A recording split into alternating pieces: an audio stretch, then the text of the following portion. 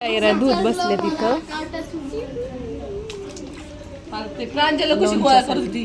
प्रांजल सगळे गोळा करत होते सगळे. प्रांजलला मी अगं नको आम्ही सुद्धा गोळा करत होतो आहे की नाही. दीदी दीदी नव्हती, दीदी व्हिडिओ काढायला होती. वेदूलय काढत होता. हा सालपट्या निघूस तर काढत होता. लय काम करत होतो तसा. भाऊजी रानात गेले ना फक्त ते सांग.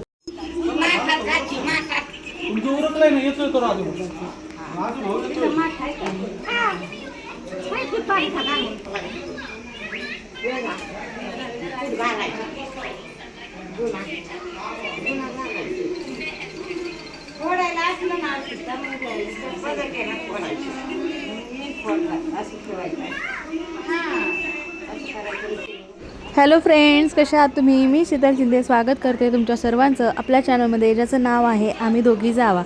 तर इथं आई कैरा धुवत बसल्या होत्या. बड्डे आताच झाला होता आणि आता आम्ही गप्पा मारत बसलो होतो. का तर रिक्षावाल्याला फोन केला होता आणि त्याला टाईम लागणार होता यायला, त्याच्यामुळे आम्ही इथं गप्पा मारत बसलो होतो.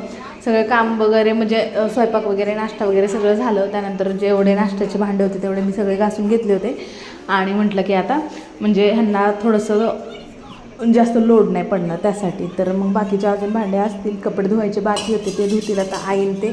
आता आई कैरा धुतात आणि म्हातारी माणसांना लय आवडते हे काम करायला. म्हणजे ज्या गोष्टी कैरा म्हणा, रानातून आणलेल्या काही गोष्टी, निसून ठेवायच्या काही गोष्टी असतील त्या म्हणा, तर त्यांना खूप आवडतं ह्या गोष्टी करायला. तर हे जर असेच ठेवले असते ना आंबे कैऱ्या, तर ते थोडंसं पिवळट म्हणजे ते आंब्याचं पाड लागलं असतं त्याला. तर त्याच्यामुळे ते गार पाण्यात अगोदरच आईने सांगितलं आणल्या त्याला थंड पाण्यामध्ये टाकून द्या, म्हणजे नाही का पाण्यामध्ये टाकून द्या, म्हणजे चिक वगैरे सगळं ते हे होईल आणि कैरीसारखीच राहील. तर त्यासाठी कारण आता लोणचं वगैरे बनवायचं आहे ह्याचं, तर त्यामुळे तर निघायचं म्हणून खूप वेळ झाला मला इथंच निघायचं म्हणून, कारण बड्डे वगैरे होता. तर छान वाटलं सगळं. इतके दिवस आम्ही राहिलो, थोडे दिवस राहिलो, पण छान वाटलं एवढ्या थोड्या दिवसात सुद्धा, कारण सगळे एकत्र होते. गप्पा गोष्टी, आमचा तर दिवस सगळा किचनमध्ये जात होता, तरी पण भारी वाटत होतं. म्हणजे एक प्रकारे नवीन काही आम्ही बनवायचो. सासूबाई आम्हाला सांगायच्या हे बनव ते बनव, आज ते बनवा. तर आम्ही त्याप्रमाणे करायचो. अख्खा दिवस तुम्ही बघितला आमचा, अख्खा दिवस जो आहे तो आमचा किचनमध्ये भांडे कपडे धुणे हे सगळं असायचं आमचं. तर आता रिक्षावाला आलेला आहे, तर आता निघायचं आहे फायनली.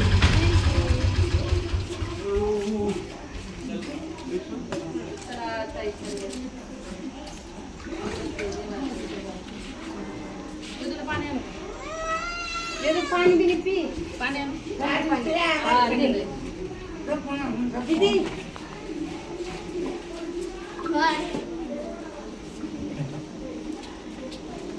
दीदी पाणी पी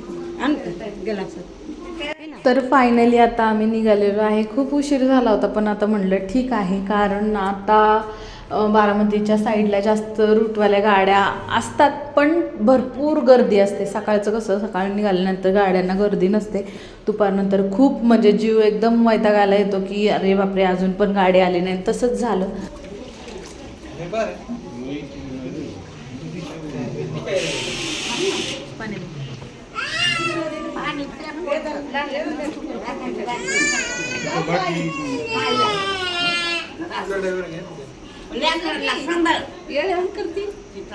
तुला प्यायचं का?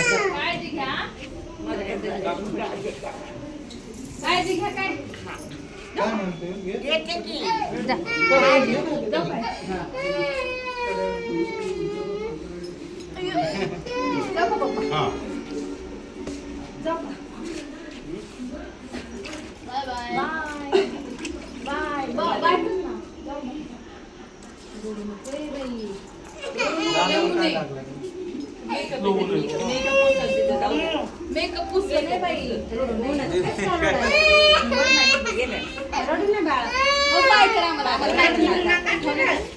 वेदन हे बॅग घे तुझी.